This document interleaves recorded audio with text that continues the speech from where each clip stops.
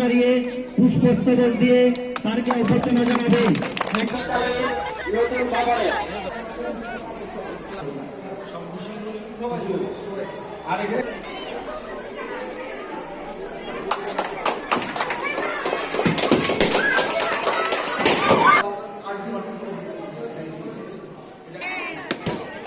ত্রিপুরা সরকার আমরা 2018-তে ক্ষমতা আসার পর আমাদের তিনটা জিনিসকে আমরা সবচেয়ে বেশি প্রাধান্য দিয়েছি এবং এটা আমাদের প্রায়োরিটি সেক্টর।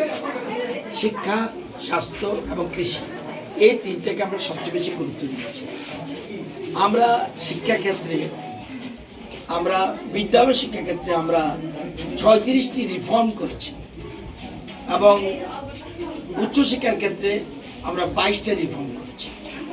এর রাজ্যে কোনো রকম এনসিইআরটি কারিকুলাম ছিল না, আমরা সেটা শুরু করে দিয়েছি। একদম 3 থেকে 12 পর্যন্ত এনসিইআরটি কারিকুলাম, যেটা পশ্চিমবঙ্গে এখনও করতে পারেনি। আমরা দীর্ঘ বছর এ রাজ্যে অন্যরা ক্ষমতা থাকার পরেও কেউ করতে পারেনি, কিন্তু আমাদের সরকার এসে আমরা প্রথম এনসিইআরটি কারিকুলাম একদম টপ টু বটম আমরা করে ফেলেছি। আমরা ভোকেশনাল কোর্স অর্থাৎ আত্মনির্ভর ত্রিপুরা বানানোর জন্য শিক্ষা থেকে যেন শুরু হয়, স্কুল থেকে যেন শুরু হয়, সেজন্য আমরা 295টা বিদ্যালয়ে আমরা ভোকেশনাল কোর্স চালু করেছি এবং ধীরে ধীরে প্রত্যেকগুলো স্কুল আমরা করব।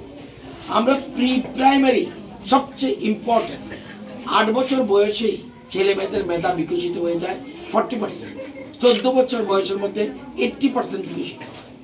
তো সেই জন্য আমরা সেখানে আমরা আগে ছিল মাত্র 9টা স্কুল প্রি প্রাইমারি, আমরা এসে 5 বছরে করে ফেলেছি 118টা স্কুল।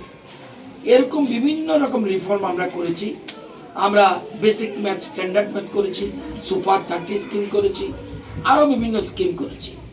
আমরা লক্ষ্য স্কিম করেছি, এরকম অনেকগুলি স্কিম। আমরা যেমন এই যেখানে দাঁড়িয়ে কথা বলছি, এটা একটা ট্রাইবেল মেয়েদের একটা হোস্টেল একটু আগে আমরা ওপেন করেছি, আর এটা বর্তমানে এডিশনাল ক্লাসরুম।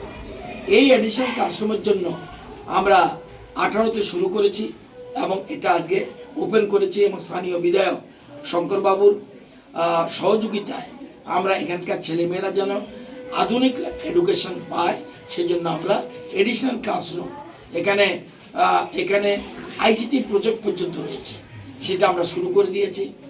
এখানে হোস্টেল করেছি, এটার জন্য গেছে আমাদের এডিশনাল ক্লাসরুমের জন্য 1.8 crore গেছে, আর 2.10 crore যেটা হোস্টেলের জন্য গেছে। এই দুটো বিল্ডিংয়ের আজকে আমরা ওপেন করেছি। আমাদের এক ত্রিপুরা শ্রেষ্ঠ ত্রিপুরা আমাদের সব, এবং এক ত্রিপুরা শ্রেষ্ঠ ত্রিপুরা করতে হলে আগামী প্রজন্ম যারা, তাদেরকে আধুনিক শিক্ষায় এবং গুণগত শিক্ষায় শিক্ষিত করতে হবে। সেজন্য আমরা শুধুমাত্র সার্টিফিকেটের জন্য আমাদের শিক্ষা না, অলরাউন্ড ডেভেলপমেন্ট, ছেলেমেয়েরা নাচতে পারে কিনা, গান গাইতে পারে কিনা, সকল রকম সুবিধা, বিজ্ঞান থেকে আরম্ভ করে বিভিন্ন বিষয়ে আমরা গুরুত্ব দিচ্ছি। আজকে এটারই একটা প্রতিফলন। আগামী দিনে শিক্ষাকে আরও বেশি নিয়ে যাওয়ার জন্য আমাদের রাজ্যের মুখ্যমন্ত্রী থেকে শুরু করে বিধায়করা পর্যন্ত সবাই ঐক্যবদ্ধভাবে এবং স্থানীয় মানুষ আমাদের সহযোগিতা করছে। আমরা সেই ক্ষেত্রে এই জিনিসগুলোর উপরে গুরুত্ব দিচ্ছি। আজকে এই উপলক্ষে এখানে আসা।